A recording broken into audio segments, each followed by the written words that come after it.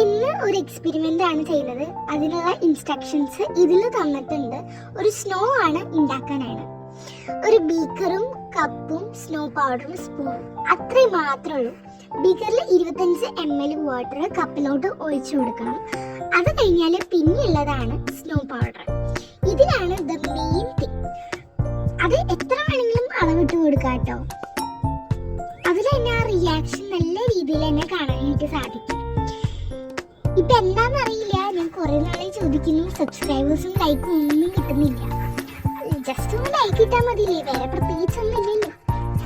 എന്തായാലും അത് മിക്സ് ചെയ്യുമ്പോൾ ആ സ്നോ നല്ല രീതിയിൽ തന്നെ അത് ശരിയായിട്ട് വരുന്നത് കാണാം. കുറച്ചുകൂടി വെള്ളം ഒഴിച്ച് എടുക്കുകയാണെങ്കിൽ കുറച്ചുകൂടി അത് നല്ല രീതിയിൽ തന്നെ വീർത്ത് വരുന്നതായിട്ട് കാണാൻ പറ്റട്ടോ.